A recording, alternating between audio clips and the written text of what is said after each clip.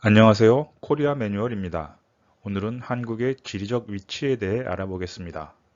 한국은 아시아의 동쪽 끝에 자리 잡고 있습니다. 한국이 구체적으로 어디에 있는지 함께 살펴보겠습니다. 출발! 지구는 둥근 공 모양입니다.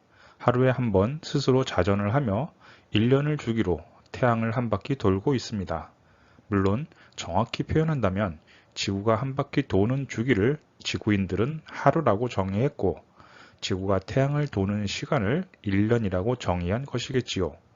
그렇다면 지구에서 태양이 가장 먼저 떠오르는 곳은 어디일까요? 인간이 개입되지 않았다면 정답은 없습니다. 지구의 모든 곳은 동일한 지위를 가지기에 어디가 먼저라고 말할 수는 없습니다.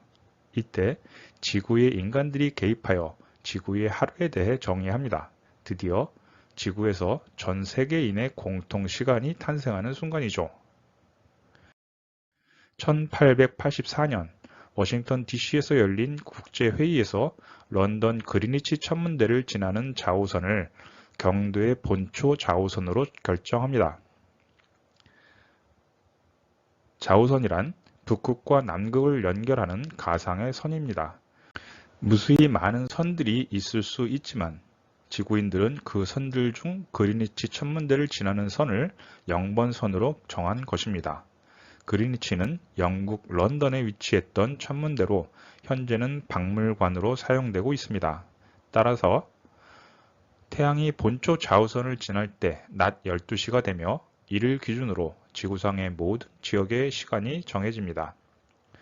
본초 좌우선이 확정됨에 따라 런던을 기준으로 런던의 동쪽은 런던보다 시간이 빨라지고 런던의 서쪽은 런던보다 시간이 느려집니다. 즉, 런던이 낮 12시인 순간에 런던의 동쪽은 낮 11시, 10시, 9시가 되는 것이고 런던의 서쪽은 오후 1시, 2시, 3시가 되는 것이죠. 지구는 원이므로 360도를 24시간으로 나누면 15도당 1시간에 해당됩니다. 즉, 런던에서 동쪽으로 15도 떨어진 곳은 런던보다 1시간이 빠른 것입니다. 반대로 서쪽으로 15도 떨어진 곳은 1시간이 늦습니다. 지구는 둥그니까 이런 식으로 진행해 나가면 동쪽과 서쪽의 두 지점은 런던의 정반대 지점에서 만나게 됩니다. 이 선을 기준으로 동쪽과 서쪽은 동일한 순간에 24시간의 차이가 발생합니다. 이것이 날짜 변경선입니다. 이것은 인간의 편의를 위해서 인간이 창조해낸 것입니다. 동물들이 이 선을 넘는다고 하여 나이가 하루를 더 먹거나 어제로 시간이 이동하거나 하지는 않습니다. 안타깝게도 인간도 마찬가지입니다. 그렇다면 지구에서 가장 먼저 해가 뜨는 곳은 어디일까요?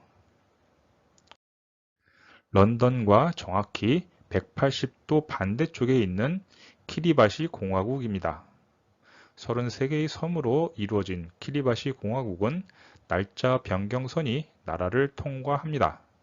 따라서 지구에서 가장 해가 일찍 뜨는 영예를 차지하게 되었습니다. 키리바시 공화국의 수도인 사우스 타라와의 경도는 동경 172도 59분입니다. 대한민국은 아시아의 북동쪽 끝에 자리 잡고 있습니다. 섬나라인 일본을 제외하면 아시아 대륙에 있는 국가의 수도 중에서 가장 먼저 태양이 떠오르는 나라입니다. 대한민국의 수도 서울은 동경 126도 58분입니다.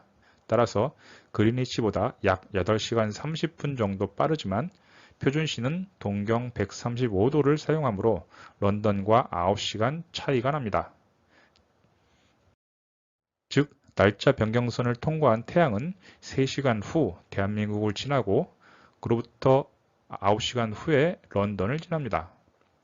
미국의 뉴욕은 런던을 지난 태양이 5시간 후에 통과합니다. 미국의 LA는 런던과 약 8시간 차이가 납니다. 하와이는 런던과 10시간 차이가 나며 하와이를 지난 태양은 2시간 후에 하루를 마감하고 새로운 하루를 시작합니다. 한국의 수도 서울의 위도는 적도를 기준으로 북위 37도 34분입니다. 그리스의 아테네나 스페인의 발렌시아, 포르투갈의 리스본, 미국의 워싱턴 DC, 미국의 샌프란시스코와 비슷한 위도입니다. 북극 지방에서 멀다 보니 극지방에서 보이는 백야 등은 관찰할 수 없고 1년 중 4계절이 비교적 뚜렷합니다. 한겨울인 12월에는 아침 7시 30분경 해가 뜨고 저녁 5시 30분쯤 해가 지지만 한여름인 8월에는 반대로 아침 5시 30분쯤 해가 뜨고 저녁 7시 30분쯤 해가 집니다. 따라서 해가 비추는 시간이 겨울철에는 10시간, 여름철에는 14시간 정도 됩니다. 여름철에 일찍 해가 뜨지만 서구권과 같은 썸머타임은 실시하고 있지 않습니다. 한반도는 북쪽에 위치한 북한, 즉 조선민주주의인민공화국과 남쪽에 위치한 남한, 즉 대한민국으로 나뉘어 있습니다. 북한은 그 북쪽으로 중국과 러시아와 접하고 있습니다.